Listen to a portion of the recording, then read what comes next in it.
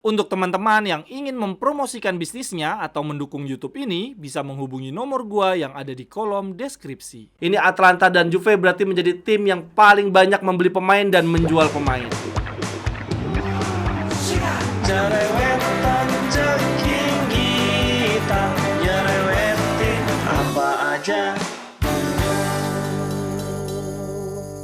Lalu kemudian lanjut kita beralih ke Mercato ibu kota, ke Serigala Roma teman-teman, yang juga sangat amat aktif di bursa transfer musim panas ini. Mereka merekrut 11 pemain baru dan salah satunya adalah penyerang berbahaya dari La Liga, dari Girona, yaitu Dovbyk. Salah satunya yang paling luar biasa, ini perekrutan paling mahal Roma ya di musim panas ini, yaitu merekrut penyerang dari La Liga, dari Girona, Dovbyk, dengan harga yang nggak kaleng-kaleng, 30,5 juta. Kemudian Roma juga membeli Sule ya dari Juventus 25,6 juta. Lalu kemudian di sektor gelandang mereka juga merekrut gelandang asal Jawa Tengah ya, Levy, dengan biaya 23 juta. Untuk ketiga pemain ini saja teman-teman, Roma sudah mengeluarkan uang sekitar 78 juta loh. Dovbyk, Sole, dan Levy. Padahal ketiga pemain ini sebetulnya hitungannya belum teruji ya di Serie A. Untuk Sole baru cemerlang di 1 tahun terakhir, usianya juga masih muda. Lalu bahkan Dovbyk dan Levy tidak punya pengalaman bermain di Serie A. Ini apa Roma tidak takut zong ya mengeluarkan uang 78 juta loh. Ini bukan angka yang sedikit.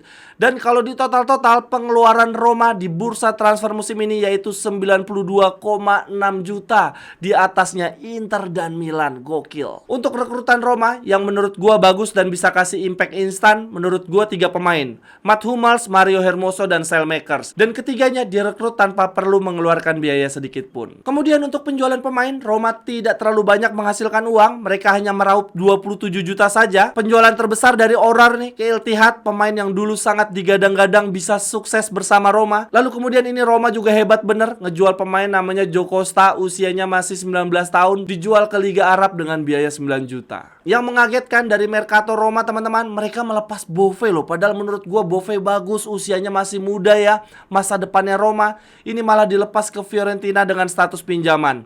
Tetapi sepertinya Roma berani melepas Bove karena mereka juga baru meminjam pemain ya dari Liga Jerman, dari Borussia Gladbach, yaitu Manu Kone, yang kemarin di international break bersama Prancis gue lihat dia mainnya bagus banget. Dan di musim panas ini Roma juga melepas beberapa pemain pilarnya ya, pemain berpengalaman seperti Rui Patricio, Karsdorp, Spinazzola, Smalling, Tommy Abraham, Lukaku, dan Llorente. Wah, ini banyak juga nih pemain-pemain pilar Roma yang dilepas.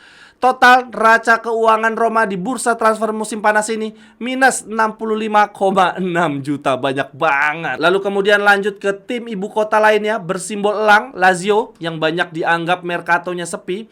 Menurut gua nggak sepi-sepi banget karena mereka berhasil mengamankan ya, menebus gelandang andalan musim lalu, Guendouzi, dengan biaya 13 juta. Lalu kemudian Lazio juga keluar uang untuk 2 pemain yang berada di posisi yang sama, yaitu sayap kanan dengan biaya 10 dan 8 juta. Dan yang membuat gue berani berstatement bahwa Mercato Lazio tidak jelek-jelek banget karena mereka berhasil mengamankan Castrovilli ya dengan status bebas transfer, dan juga meminjam penyerang Salernitana, Boulaye-Dia. Total biaya yang dikeluarkan Lazio di bursa transfer musim panas ini mencapai 34, juta. Akan tetapi kalau ada yang menganggap Mercato Lazio jelek, sebetulnya nggak bisa disalahkan sepenuhnya, karena walaupun rekrutan pemain Lazio cenderung bagus-bagus, nah ini pemain yang keluar, waduh, ini adalah pemain-pemain pilar dan dijual dengan harga murah. Di jendela transfer ini teman-teman, Lazio kehilangan Luis Alberto, Immobile, Felipe Anderson, Kamada, dan Cataldi. Gawat banget teman-teman. Dan dari penjualan mereka, Lazio total cuma meraup uang 25 juta. Makanya nggak heran kalau banyak yang menganggap Mercato Lazio jelek ya, karena mereka membandingkan antara pemain yang masuk dan pemain yang keluar. Dan bahkan raca transfer Lazio pun defisit ya teman-teman, minus 8,45 juta. Kasian banget. Lalu kemudian lanjut berikutnya lagi, gue ingin cerewetin salah satu tim dengan pergerakan Mercato paling menarik ya, yaitu Fiorentina. Mereka mendatangkan 11 pemain baru, sama halnya dengan Roma dan Atlanta. Pemain-pemain yang direkrut oleh Fiorentina ini pemain yang bukan kaleng-kaleng, punya reputasi bagus setidaknya di Serie A. Contohnya mereka merekrut Gudmundsson, ini menang bersaing dari Inter. Lalu merekrut Gosens, De Gea, Kolpani, ada Yassin Adil, Kane, dan juga Cataldi. Ngeri banget teman-teman. Akan tetapi pembelian termahal Fiorentina bukan nama-nama tadi. Justru pembelian termahalnya dari pemain yang paling tidak terkenal di antara rekrutan-rekrutan anyar Fiorentina, yaitu bek dari Lecce, Pongarik dengan biaya 15 juta. Total uang yang dikeluarkan Fiorentina untuk merekrut 11 pemain tadi teman-teman cuma 57 juta. Uang yang lebih sedikit dibandingkan pengeluaran Milan dan Inter. Nah, akan tetapi pemain yang keluar dari Fiorentina di musim panas ini, wah gawat banget nih, banyak pemain pilar lepas. Mereka kehilangan Milenkovic yang menjadi tembok tangguh Fiorentina selama beberapa musim terakhir. Lalu mereka kehilangan Nico Gonzalez, Bonaventura, Alfred Duncan juga lepas. Lalu Castrovilli, Brecalo, dan Barak juga lepas. Lalu kemudian di lini depan mereka juga melepas Enzola yang gagal bersinar di musim lalu dan tidak menebus, tidak memperpanjang kontrak dari Belotti. Total penjualan Atalanta mencapai 28 juta teman-teman. Sehingga untuk neraca keuangan mereka di bursa transfer musim panas ini masih minus ya, yaitu minus 29,5 juta. Teman-teman yang ingin membeli jersey atau pernak-pernik sepak bola lainnya, linknya ada di kolom deskripsi ya. Terima kasih. Dan kemudian yang terakhir, kurang lengkap rasanya kalau bahas Mercato tetapi tidak membahas Napoli yang menjadi tim terboros kedua di Mercato kali ini ya.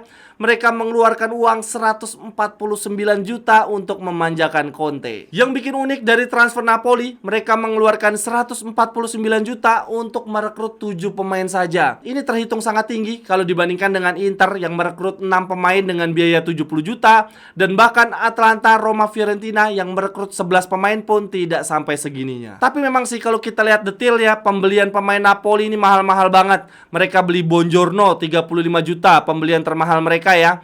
Lalu membeli Lukaku dari Chelsea, pemain berusia 31 tahun, dibeli 30 juta. Wah, ini memang benar-benar demi memanjakan Conte. Lalu kemudian mereka juga merekrut Scott McTominay ya dengan biaya 30 juta, gelandang jangkung asal Skotlandia dari MU nih yang belum berpengalaman bermain di Serie A.